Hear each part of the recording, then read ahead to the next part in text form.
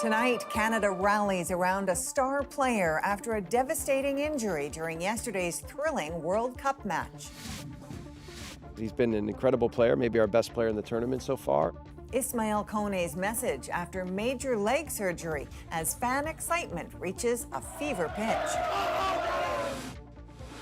Canadian businessman Frank Stronach found guilty of 2 sex crimes. Mr. Stronach, how are you feeling? And these aren't the only allegations of sexual assault the 93-year-old faces. And more whales are being spotted off Canada's west coast. You could be walking along the seawall. Look, there's a killer whale. What's bringing the whales back to BC? From CBC News, this is The National with Erica Johnson. Thank you for joining us. Tonight, Canada's men's soccer team is busy preparing for their next World Cup match after that dominating victory yesterday. The momentum around the team has never been stronger, but now they must play without a star player. 24-year-old Ismaël Koné is now recovering from surgery in a Vancouver hospital. His World Cup dreams cut short after suffering a broken leg. Head coach Jesse Marsh saying today his absence will be a big loss. For a team that's seen its share of injuries, it's a setback. Alexander Silberman brings us the latest on Koné's condition as his team works to meet the moment. Team Canada back on the pitch, training for their next match without star player Ismaël Koné. He's in good spirits. Canada's head coach Jesse Marsh says Koné is recovering well from a late-night surgery. The midfielder fractured his shin and calf bones in Thursday's historic 6-0 blowout against Qatar. The team stunned, the audience rattled as Koné was wheeled away. Nathan Saliba replaced Koné, scoring on a free kick and holding his teammate's jersey up for the crowd. Koné wrote to his team on social media, saying, "What you guys did yesterday will stay with me forever. I'll be back very soon, and we'll keep making more memories together." I was really proud of the team to feel the emotion, but also stay focused on the task at hand. That thrilling performance has pushed fan excitement to its peak after the country's first ever World Cup win. That is huge. History right there. This is our sport now, and nobody's keeping up. Let's go! In this Montreal sports store, the hype for Canadian soccer is at an all-time high. We can hardly keep up with the sales. Team Canada jerseys, previously in a back corner due to a lack of demand, are now displayed out front and flying off the shelves. All 1,200 ordered, expected to completely sell out by the next match. This is the first time that we're actually seeing this type of interest in our national team. Brings the nation together. We'll love it. With the whole nation watching, the team is now rallying behind Koné. He's been an incredible player, maybe our best player in the tournament so far, and he's also a big personality in the group. So we'll manage it, but it won't be easy. Moise Bombito, a fellow Montrealer who suffered the same injury last fall, came with his teammates to visit Koné in the hospital. We need to be present for him. He'll be present for us, and we have an extra motivation to top the group. Koné is expected to make a full recovery, but is out for the rest of the tournament.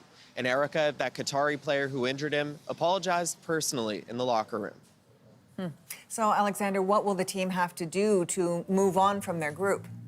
Well, Canada is on the verge of yet another historic moment, going from their first win to advancing to the knockout rounds for the first time. Canada would finish first in Group B with a win or even a draw against Switzerland on Wednesday. If the team comes out on top, they'll get to play another match in front of a home crowd in Vancouver. A big opportunity in a World Cup where Canada has already made history. All right, thanks for this. Alexander Silberman in Montreal tonight. Former auto parts magnate Frank Stronach has been found guilty of sexual assault and indecent assault, but acquitted of 10 other charges, including rape. Thomas Dagla now on the judge's decision and how Stronach's legal battles are far from over. Now a convicted sex offender at 93 years old. Mr. Stronach, how are you feeling? Frank Stronach showed up to court early to hear the judge's decision 2 years after his arrest. Ontario Superior Court Justice Anne Malloy told the Canadian businessman he's guilty of indecent assault stemming from an attack in 1977 and guilty of sexual assault for groping a woman in the early 80s. Stronach's lawyer called those the least serious offenses. He really is a national treasure, and he should be treated as such. A self-made billionaire, Stronach founded the auto parts giant Magna International. In 2024, he faced a flurry of sex crime allegations. More than a dozen women told police they'd been assaulted by Stronach at his former restaurant Rooney's, at a Toronto harborfront condo or elsewhere, with charges laid spanning 6 decades. Former Magna intern Jane Boone later filed a civil lawsuit over an alleged encounter 40 years ago. I think we survivors should use every tool at our disposal to hold this man accountable for what he did to vulnerable young women. This criminal trial focused on 7 complainants and their allegations, including rape. In several instances, the Crown's case fell apart. And on Friday, the judge formally found Stronach not guilty on charges related to a former horse groomer who once worked at his stables. But it would seem to me that a sentence not involving jail is very much, in the circumstances, within the reasonable range. Do you have a comment on what happened today, Mr. Stronach? With 2 convictions, he's free to go home for now and expected back in court soon. Stronach is set to stand trial again next year as he faces similar allegations from 6 more women. Thomas Dagg, CBC News, Toronto. Israel and Hezbollah have reportedly agreed to hold their fire after a burst of violence that's left dozens dead in Lebanon. But as Cameron McIntosh shows us, there's fresh pressure threatening to unravel Donald Trump's fragile deal with Iran. Just hours after heavily bombing southern Lebanon, Israel says it will abide by a ceasefire with Hezbollah, but won't leave. We will continue to remove immediate threats, respond to Hezbollah's violations, and do whatever is necessary to protect our civilians. Israel says its recent strikes were in response to Hezbollah killing 4 Israeli soldiers. Lebanon says at least 47 people were killed, nearly 100 wounded. The apparent truce, part of a deal U.S. President Donald Trump signed earlier this week with Iran, providing 60 days to negotiate a more permanent peace deal. Iran insisting that it include Israel's war with Hezbollah in Lebanon. Trump, looking to end the war and criticism of it at home, says he urged Israel to agree, walking back some earlier criticism of Israel's prime minister. And Bibi Netanyahu is a warrior prime minister, and he should be acknowledged as that. In Israel, some in Netanyahu's own cabinet want no part of it. National Security Minister Itamar Ben-Gvir posting, "All of Lebanon must burn. You need to go berserk," calling for more bloodshed. Israel's ambassador to the UN, more diplomatic. And we trust President Trump. He knows how to negotiate. It seems many Lebanese don't share that trust. Traffic bumper to bumper with many fleeing the south. Lama Hazameh is sheltering in a school in Beirut with 13 family members. She's skeptical. The enemy cannot be trusted, she says. Maybe tomorrow they will betray us. Meanwhile, Iran is demanding it authorize all traffic through the Strait of Hormuz, while the U.S. is demanding Iran give up its enriched uranium, stopping it from producing nuclear weapons. This analyst calls it all shaky. All the difficult parts are put right in the background, and both countries are just going to focus on the easy wins right now. Direct talks between the U.S. and Iran are expected to begin soon. That 60-day countdown now running. Cameron McIntosh, CBC News, Winnipeg. Officials in Peru have recovered the bodies of a Canadian woman and her Mexican husband. They died on Wednesday when an avalanche struck as they were scaling a mountain popular with international mountaineers. The mountain is in the Andes of northern Peru, home to several of the country's tallest peaks. This one considered a difficult climb. The sole survivor of the avalanche, the couple's Peruvian guide, is recovering in hospital. Authorities in the Dominican Republic say one person is dead. At least 3 others have been hospitalized after a massive fire at a beach resort along the southeastern coast of the island. Nearly 1,700 tourists were at the hotel when it was evacuated. Two passenger trains collided north of London, injuring 89 passengers and killing one driver. British police declared the crash a major incident, triggering a massive emergency response. It's still too early to know what led to the crash. Less than 2 weeks after the U.S. president proudly announced work was complete on a $14 million renovation of the pool on Washington's National Mall, the paint has already started peeling. As Sasha Petrusek reports, some say it's just the latest failed project to reflect poorly on Donald Trump. An icon of U.S. national life, the site of so much American history. Let's go, Archie! Let's go! Washington's famous reflecting pool is peeling and putrid and mirroring U.S. President Donald Trump's many mistakes, says protester Nadine Seiler. They're gutting everything. They're gutting science, they're gutting reality, they're gutting everything that is normal. A pet project of Trump's, it's been controversial since he hired the company taking care of the pool at his own Virginia golf course to fix this one, a monument that's had issues with leaks and cleanliness for decades. No competing bids and costs that have increased sevenfold since the original $2 million contract. We did a fantastic job. Boasting of its grandeur and a bottom painted American flag blue, Trump declared it ready for the U.S.'s 250th anniversary. You're going to be very proud of it. It'll last for 50 to 100 years before you have to do anything. When the pool finally reopened 2 weeks ago, it was indeed clean and shiny. But more than $14 million later, the old problems are creeping back. Trump's American flag blue is turning algae green. The paint is peeling and the cracks are back. It took 3 tries to keep millions of liters of water from escaping into the mud below. He's making America great. It's not an easy pool to fix, say his defenders. For others, it's a symbol of his presidency. This is one that he kind of has to take ownership of. Like, he did this, and now we're here and we're witnessing the idiocracy of it all. A whole bunch of circuses, red and circuses. It's just distraction from the things we should be caring about and paying attention to. With less than 2 weeks to a big 4th of July bash, it's not clear what color it will be. Sasha Petrusek, CBC News, Washington. Britain's Prime Minister is vowing to fight for his job after one of his biggest rivals won a seat in the UK Parliament. As Chris Brown shows us, it sets up a potential Labour Party leadership challenge. And I say it again, it is our last chance to change. And with that, Britain could be on a path to dump its Prime Minister again. Andy Burnham is duly elected. Andy Burnham, until yesterday the Labour Mayor of Manchester, won a by-election in a landslide. It will send him to Britain's House of Commons, and he's strongly hinted he wants Keir Starmer's job. Everyone can feel that the country isn't where it should be. Tonight just could, be the turning point.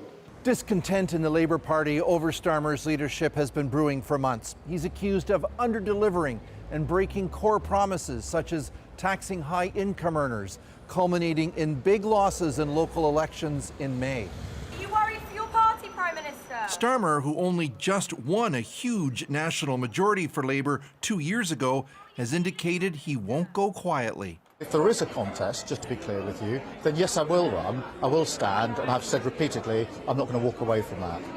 Burnham is seen as a strong communicator who resonates in traditional working-class Labour communities. He needs the support of 20% of the caucus to trigger a leadership vote, and he appears to have it. Certainly the risk to Keir Starmer that basically the citadel is going to crumble beneath his feet, whatever his protestations, that risk has been increased by the size of Andy Burnham's victory. Reform UK on the political far right has been surging, but Burnham supporters believe he can turn the tide, pointing to his big by-election win. From the Labour camp, this has been a huge, not just strategic, but also a highly symbolic victory.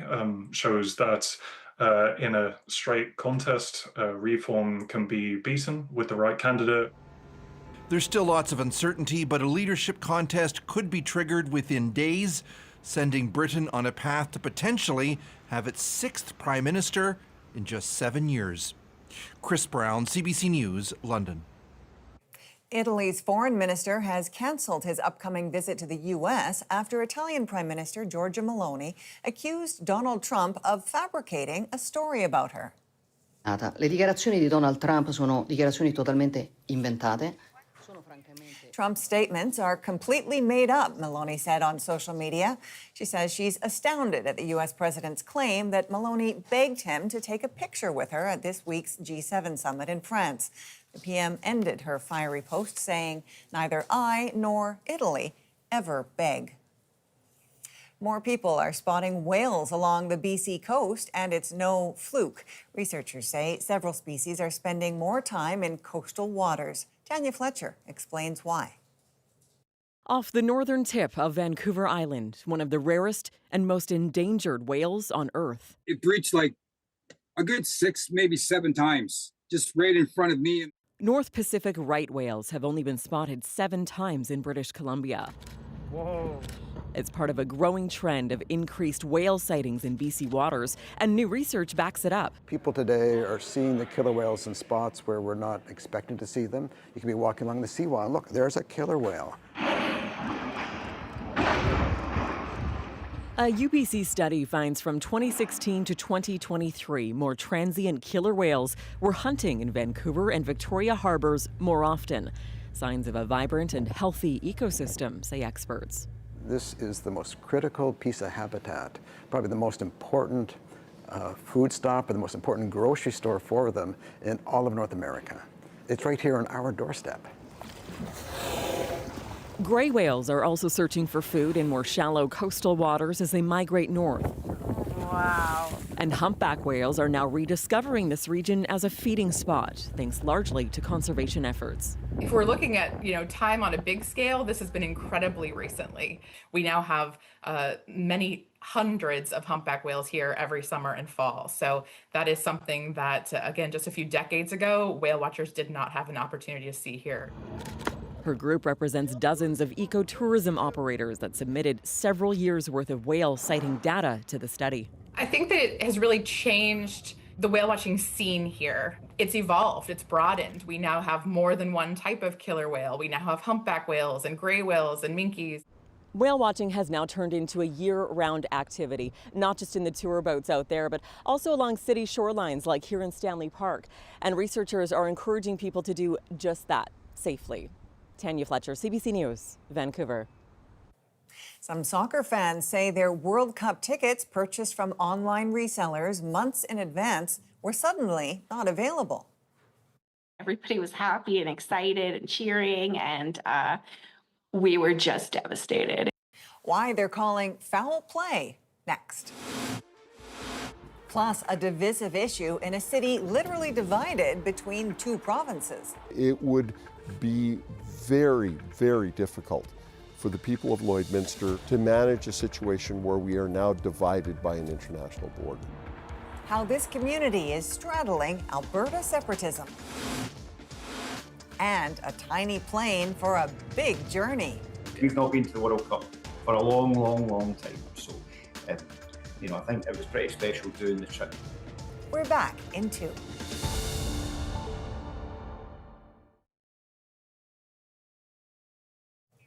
Tonight, angry World Cup fans are speaking out after their tickets were canceled just hours before matches began. As Magda Gabrisalasa explains, the tickets were bought on a resale site, and that company is blaming FIFA.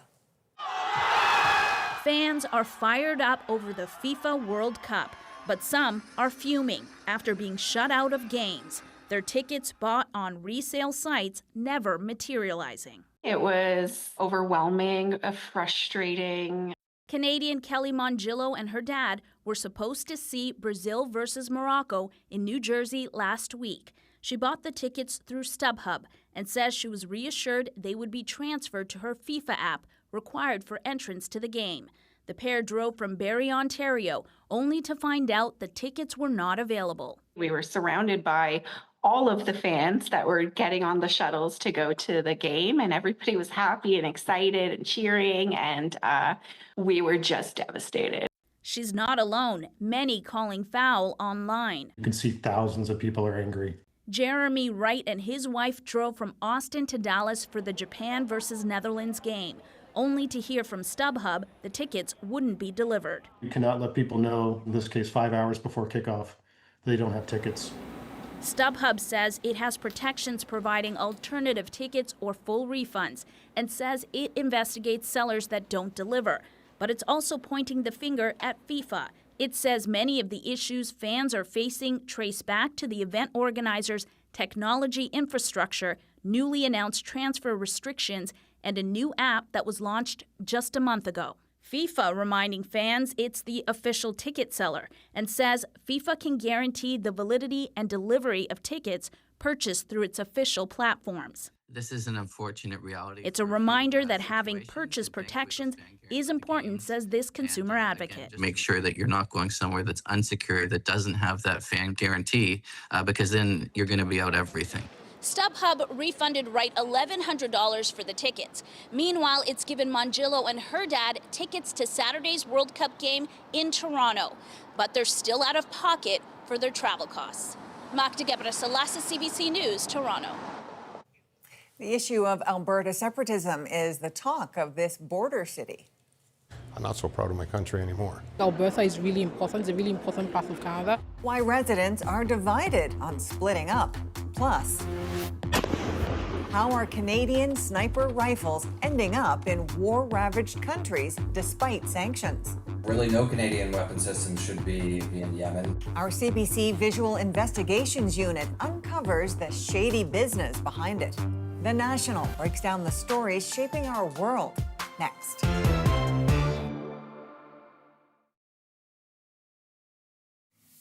We've outgrown our relationship with Ottawa, and it's time for us to set out on our own. Alberta separatists launching a new independence organization today in Calgary. Let Alberta Decide says it wants to help voters prepare for October's referendum with a new campaign they call Alberta's Done Waiting. The group plans to use social media, advertising, and public engagement to convince Albertans it's time to leave Canada. The upcoming referendum is dominating talk in Lloydminster. It's a small prairie city straddling Alberta and Saskatchewan, where, as Julia Wong found out, it's more than just a border that's dividing residents. In Lloydminster, a city straddling two provinces, the idea of Alberta leaving Canada gets people talking. It'd be even more complicated for people living in Lloyd. City Hall follows Alberta law. Schools follow Saskatchewan curriculum. The hospital is in one province, RCMP in the other. It's seamless to cross the well-marked border now, but this former politician worries separation could spell disaster. I use the word catastrophic. It would be very, very difficult for the people of Lloydminster, for our civic administration, to manage a situation where we are now divided by an international border.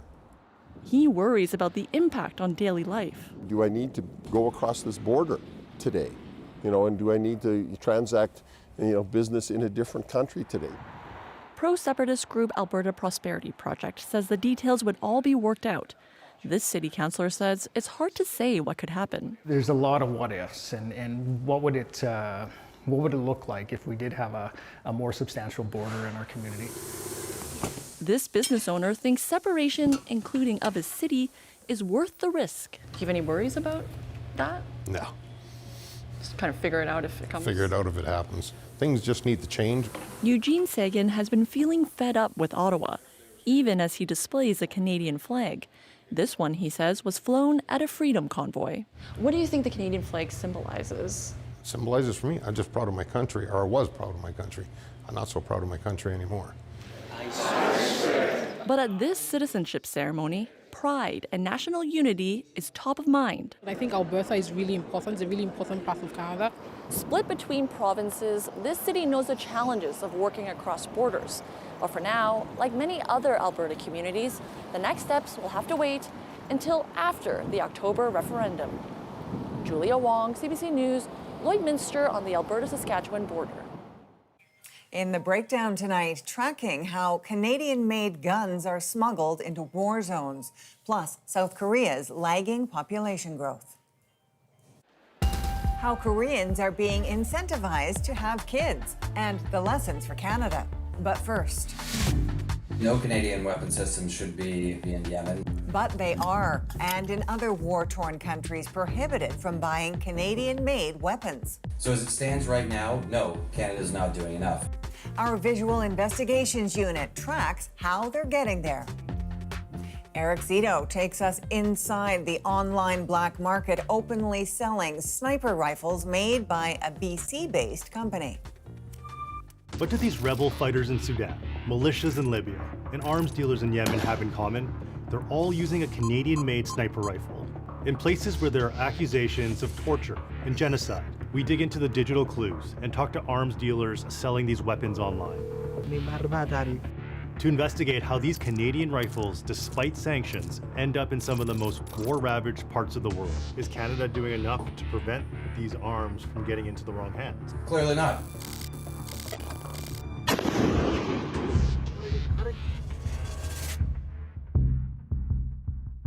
This is a Sterling Cross XL-CR. It's a high-powered bolt-action precision sniper rifle. They're made at this factory in British Columbia.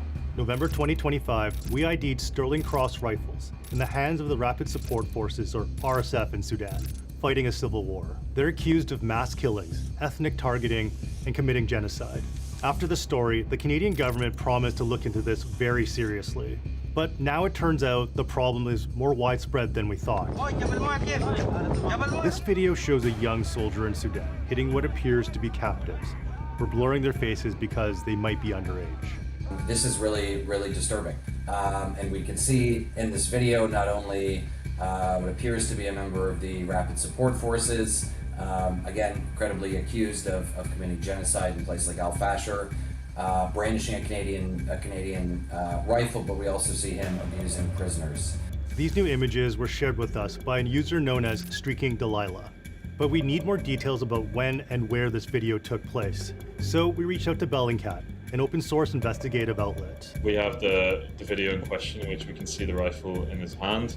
And when you focus on the background, what we can see is a bit of the ridgeline. On the right, here is a video we found of an RSF fighter, which he shared on his own Facebook on the day that they captured Jebel Moya, in which he's celebrating the capture of the town. And when he pans around in the background, you can actually see this ridgeline reappearing. In 2024, a battle took place in this region called Jebel Moya. We believe this video was taken around that time. It's one of the most striking examples where we can literally see the fighter holding an Canadian weapon, committing clear abuses. Streaking Delilah also provided us images of Sterling Cross rifles in Libya. To verify this, we geolocate this image based on the exterior to these high-rise buildings in Tripoli, in the western part of Libya, by matching the angle and this distinctive grid window pattern. This was actually an area that was being fought over, both in 2022 and in 2025. What is the name of this group here? The specific unit we're talking about, that I can see the insignia of here, is the Judicial Security Apparatus. This is a spin-off of a larger group, the Special Deterrence Force. The Special Deterrence Force are Salafi, ultra-conservative Islamists. They control this infamous prison in Tripoli. That prison has been notorious for abuses, for torture, for arbitrary detention. So how did these Canadian rifles get to Sudan and Libya? We have one more set of clues to dig into on Instagram and YouTube, where Sterling Cross rifles are advertised and sellers are flaunting these guns. Based on the ridge in this video, we geolocate it to this dam and confirm this is in Yemen. Canada has targeted sanctions against Yemen, a country that's been in a civil war since 2014 and where close to 400,000 people have died. Really, no Canadian weapon systems should be in Yemen, let alone being sold in some bazaar to whoever is willing to pay the most. The man in this video is an arms dealer in Yemen selling a Sterling Cross rifle with a store in the capital Sana'a, near a kebab shop. We also find a second arms dealer in Yemen selling a Sterling Cross rifle. The logo led us to this store. With the help of a Yemeni journalist, we call the dealers to see if the gun is still available. ابتعد يا غالي سعرها كان ب 12000 دولار بعناها. أدي لك تحميها عطفة روسي إذا أنت تشتيها مستخدمة. We asked them where these rifles come from. هولا منه قطع يعني احنا توصل لنا قطع نادرة يعني مهربها تهريب. So we've seen in Sudan, we've seen in Libya, we've seen in Yemen. How are they getting there? I mean, the most plausible source would be the UAE, given that they have been providing significant amounts of weapons to actors in all of these three countries. Whether that's the rapid support forces, whether also the stakeholders in Yemen, whether that's in Libya, the Libyan Arab Armed Forces, all of these are non-state armed groups that have a track record of brutality, of crimes against humanity. The United Arab Emirates, or UAE, has reportedly supported sides in all three conflicts. The UAE denies involvement in Libya and Sudan and said in 2025 it would withdraw its forces from Yemen. Regardless if it was the UAE or if it was on the black market, these guns shouldn't be there. Certainly, yes, of course. This export document shows 109 rifles sent from Canada to the UAE in 2020, which is around the same time Sterling Cross posted an image that shows close to 80 of these rifles, but it's not definitive. Typically, they'll be marked with serial numbers so that if it does turn out that a Canadian rifle that was supposed to be shipped to a legitimate end user ends up in some arms bazaar in Yemen or in the hands of the RSF in Sudan, it could be tracked back. On the receiver of the Sterling Cross rifle in Yemen, there's a serial number. We share it with the company Sterling Cross and the federal government. After our last story, Foreign Affairs Minister Anita Anand told the Globe and Mail she was looking into the issue of Canadian weapons ending up in Sudan. But we want to know more, and we know the minister is going to be at the University of Toronto here giving a talk. We're here to get some answers. Minister, we found these overseas again. What are we doing here to stop these guns, these weapons, these Canadian sniper rifles from getting in the wrong hands? I, of course, am very concerned when I hear that material is ending up in conflict zones and being used for warfare of this nature. The Libyan militia, they've been accused of war crimes that we've seen these weapons in the hands of. The Sudanese RSF, credibly accused of genocide. In your mind, is this acceptable? It is not acceptable. Evidently, it appears that there may indeed be contraventions of the permitting process. That if there are contraventions, there does need to be enforcement, and the enforcement would occur at the level of the RCMP. Thank you very much. Thank you, Minister. So as it stands right now, no, Canada's not doing enough. If Canada was doing enough, then we wouldn't see a pattern of the illicit diversion of Canadian weapon systems in violation of UN arms embargoes. We're seeing it across parts of the Middle East and Africa. There's a pattern here. Absolutely. So, Eric, are these just isolated cases, or is there something more systemic happening here? Yeah, Erica, it's entirely possible this is systemic, and that's according to every researcher we spoke to. These videos and photos we uncovered were new to them, but they weren't surprised. What I think this does underscore is the importance of why the government needs to be tracking Canadian arms so they can prevent this from being diverted to these conflict zones. And what about the weapons maker in your story? Has there been any response? Yeah, we reached out to Sterling Cross multiple times. We never received a response. We'll be sure to keep tracking this story as it develops. Okay, thanks for this, Eric. Eric Cito in Toronto. Coming up, South Korea's government plays matchmaker to try and reverse a declining birth rate. Companies are also stepping up, offering cash benefits if they have kids and accommodations like flexible working hours. Jennifer Yoon has the story from Korea, including some takeaways for Canada, next.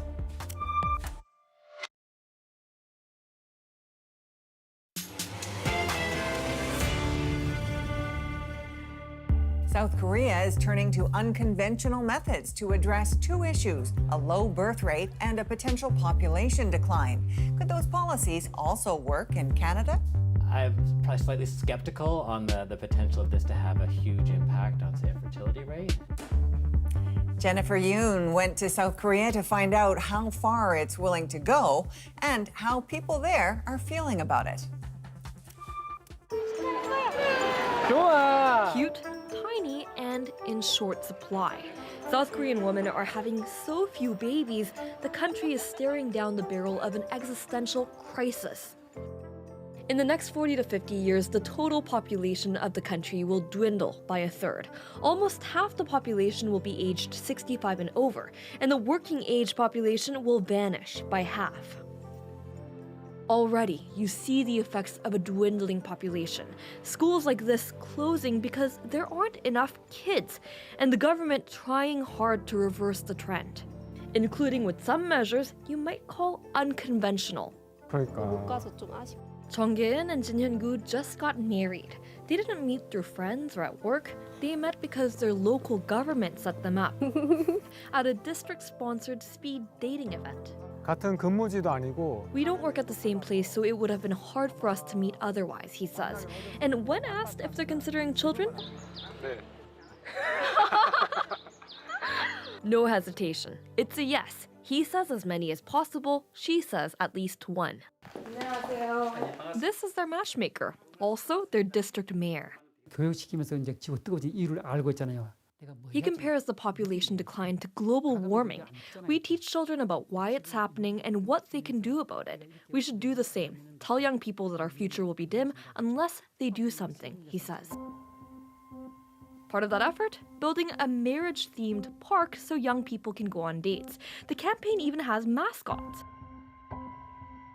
You'll find matchmaking programs all across Korea, with some places even offering cash for couples as they hit milestones like meeting the parents or getting married.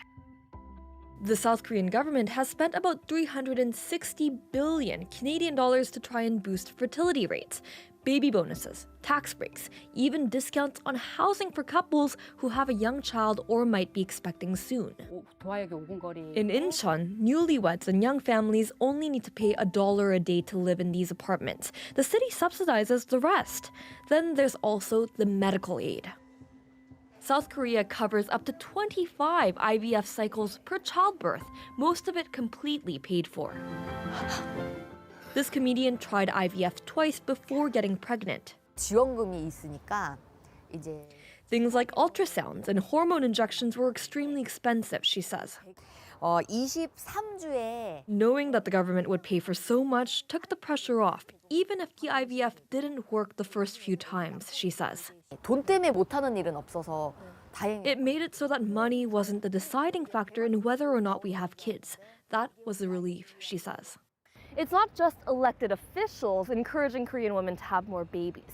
Companies are also stepping up, offering their employees things like cash benefits if they have kids and accommodations like flexible working hours. 대한민국 사회, 우리 기업도 다 존속하게. If the birth rate continues to plunge the way it has for years, all of South Korea, including our business, will find it hard to survive, says this video game company executive.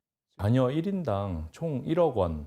That's why, he says, his company offers generous benefits, about 100,000 Canadian dollars per child to their employees, 60,000 on birth and 40,000 spread out over the child's early years. That's on top of free company daycare open from 8:30 a.m. to 9:30 p.m. and other accommodations. 이 회사에서는 아이를 키우기 좋은 곳이구나라는 생각이 들고 This company feels like a good place to work while raising a child, says this employee. He just had a kid. 익숙하지 않은 남자가 육아휴직을 한다. Even going on paternity leave later this year, something that's still relatively rare in Korea. All of these measures might be making a difference. After years of decline, the past 2 years have seen birth rates rise slightly. This year, preliminary numbers suggest they're on the upturn again. But it's still not clear how much of a difference all of these pro-natalist policies and benefits have made. It may be, for instance, just that there are more 30-somethings now. Those who are part of that uptick say though these kind of benefits do make a difference, they don't go far enough. I feel like there are a lot of really good material benefits, but this isn't a problem just a lot of money could fix, says this expecting mom. What she'd really like to see is a shift in work culture so women aren't penalized for taking maternity leave or attending to child-rearing responsibilities. 직장에서 아이들을 좀 잘 키우. This mom of 3 agrees. While there may be some exceptions, in many workplaces it isn't easy to take time off, she says, without feeling guilty. Did Pete cry? Goodness, no. Lessons Canadians may want to watch closely. Canada's fertility rate is at a record low too, 1.25. And the mayor here is trying to encourage marriages so that hopefully his residents have more babies. He built this park to encourage people to get dates and go there. Do policies like this really work? We brought what we found to a Canadian population change expert to ask, could policies like this help in Canada too? I'm probably slightly skeptical on the potential of this to have a huge impact on, say, a fertility rate, but I think that it could have effect on people's quality of life and even on economic productivity and innovation. He says there are also key differences between Korea and Canada, like the fact that Canada has historically been much more a nation of immigrants. It's allowed us to not really think too much about major population change. I think aging is very prevalent in Canada discourse. When we think beyond that to depopulation and shrinking, that's not a really big part of the Canadian conversation. He thinks we should talk about it more. Populations are shrinking across the world, including Canada. Hartwell says that doesn't have to be a bad thing. We have an idea of what the future looks like. The global population will probably start to decline before the end of the century. If this is the reality, what's the best we can do with this? Making lemonade out of a tough demographic situation. That's part of the conversation in Korea too. And some new parents already have ideas. As the population ages, seniors will be looking for things to do too, says this new dad. Why not have programs connecting seniors with children, he says, so life becomes more enjoyable for elders, enriched for the children, and easier for parents too.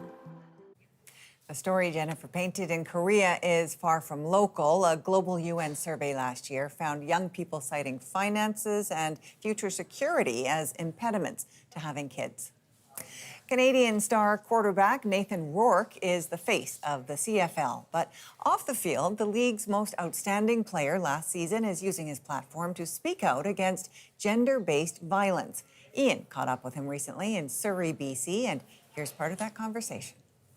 I feel like right now there is such an emphasis on on misinformation, especially online, just particularly to young men.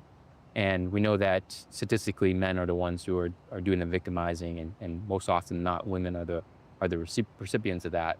And so we try with that program trying to take the ownership off of, hey, this is a women's issue, saying now this is a men's issue that we need to stand with women and especially with, a tough guy sport, stereotypically tough sport. Mm-hmm.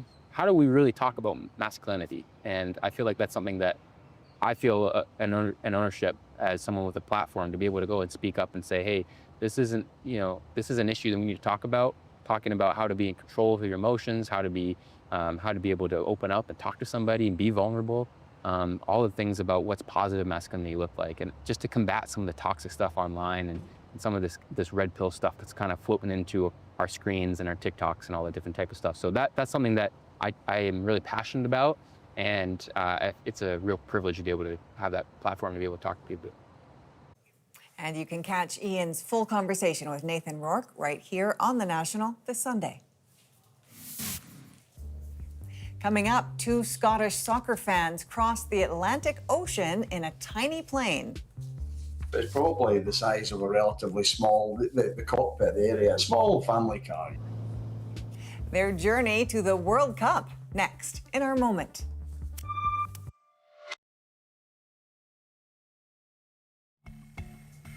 These are Scotland soccer fans David Smith and Fraser McIntyre. They travelled in a plane the size of a small family car from Preston, Scotland, all the way to Providence, Rhode Island. After spending a total of about 22 hours in the air, they made it to watch Scotland play Morocco. So tonight, their journey to the World Cup makes our moment. It probably doesn't really get any better than that. We have just flown in a small aircraft across the Atlantic to watch the World Cup and Scotland performing at their best. We started in Prestwick in Scotland, then Reykjavik in Iceland, Kulasuk in Greenland, then Iqaluit in Canada, then Goose Bay, then Montreal, then Providence, with about 22 hours of actual flying time in between. We've been friends for years. We actually met each other through football, and our boys played football together. 22 hours in close proximity in a plane and not a crossword. Not one. What's a high-level strategy? Talked about the football club. Of course, it's probably the size of a relatively small, the cockpit area, small family car. We've not been to the World Cup for a long time. I think it was pretty special doing the trip and then coming to see something as iconic and memorable as Scotland in the World Cup. Turns out that Fraser is a big poker player, so he taught David how to play poker as they were on the plane, and it worked out well because they are now staying at a casino. And a side note, apparently there's no bathroom on that plane, so they had to really limit their consumption of liquids, a very important part of planning that trip. From all of us at The National, thank you for being with us. I'm Erica Johnson in Vancouver. Take care.